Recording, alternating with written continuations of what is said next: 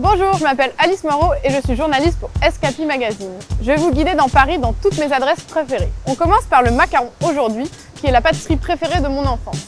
On va partir à la découverte de cette pâtisserie française qui rayonne à travers le monde entier. Et j'ai décidé de vous montrer mes adresses favorites. C'est parti!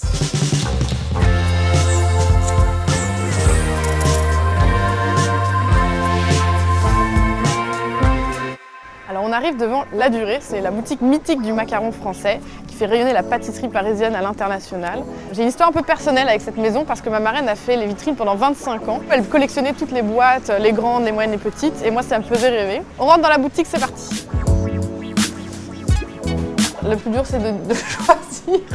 On va prendre l'hibiscus avec abricot, fleur d'oranger, rose, caramel beurre salé et pistache. Voilà. Merci beaucoup. À l'origine, le macaron, c'est un petit biscuit qui vient du Moyen-Orient et qui date du Moyen-Âge, qui a ensuite été invité chez les tables des pâtissiers florentins, qui l'ont ensuite amené à Paris, sur les tables du duc d'Orléans et de Catherine de Médicis. Aujourd'hui, on va goûter une version très parisienne, la version de La Durée, qui date de 1830, inventée par Pierre Desmoulins. C'est un petit biscuit beaucoup plus onctueux avec une ganache crémeuse. On a pris 6 saveurs et on va les goûter ensemble. C'est hyper bon parce qu'il a le goût de la coque qui est vraiment à l'amande, qui se marie hyper bien avec la fleur d'Angers qui rappelle justement beaucoup les pâtisseries orientales. Ça reste vraiment un de mes préférés. Très bon. Alors je range ma boîte et maintenant on va filer aux Deux Magots pour goûter la version du macaron de Pierre Hermé en terrasse. C'est parti.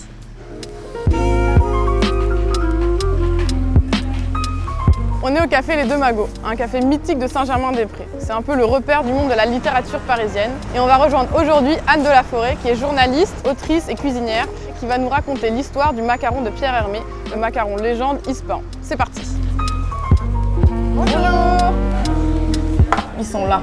Wow. Donc c'est lui le fameux macaron mythique de Pierre Hermé. Voilà, l'Ispahan. En fait, il l'a créé en 97 quand il a lancé la maison Pierre Hermé. Okay. C'est une déclinaison en fait d'un ancien gâteau qu'il avait qui s'appelait le Paradis, où il avait déjà associé les saveurs de rose avec la framboise. Dans ses recherches, il a voulu recréer un peu de texture, donc il a fait un macaron et puis il y a mis le litchi.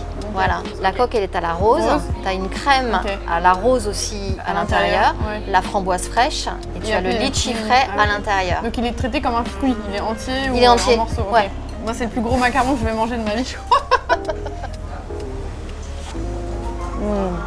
Oh là là. Ah ouais non mais c'est hyper crémeux. Il est incroyable, franchement il est très très bon. Bon maintenant je vais aller rejoindre Jean-Paul Evin qui va m'apprendre à faire des macarons pour la première fois. Et tu vas te régaler. J'ai trop hâte. Merci beaucoup, c'était super de te rencontrer. Merci beaucoup Alice. Merci et à très bientôt. À bientôt. Au revoir.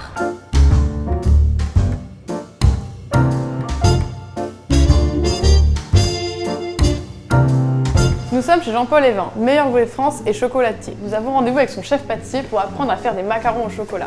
Nous allons voir comment il va mélanger la tradition française de la recette du macaron avec la spécialité du chocolatier. C'est parti. Enchanté. Enchanté de même. Alors du coup c'est la blouse. Alors du coup c'est la blouse. Ok, voilà. je l'enfile, ouais. Merci beaucoup. C'est bien. On a notre blanc qui est légèrement monté, dans lequel on va venir verser notre sucre. On a le mélange qui s'appelle Pan pour temps, à poids égal de poudre d'amande et de sucre glace qu'on a mixé. Et vu que c'est des macarons au chocolat, du coup on a rajouté de la poudre de cacao. Ensuite on va venir la détendre avec la meringue italienne. Il faut savoir que moi j'ai fait une folie à un moment macaron quand j'avais 12-13 ans. Je faisais des macarons tous les week-ends parce que je voulais absolument avoir la coque parfaite. Donc là je vous ai fait des petits ronds. Je suis sous pression là. Donc voilà, je vous laisse faire les autres. Ok c'est parti. Celui-là, il est parfait. Ah bon? Bah oui. Il y en a un de bien. On va les laisser croûter 1 heure. Donc ça, c'est ce qu'on obtiendra après notre cuisson. La ganache, je l'ai préparée ce matin. Elle est bien lisse, elle est bien brillante. On dirait du beurre de chocolat. Voilà, parfait. Très bien. C'est vrai que c'est plus facile.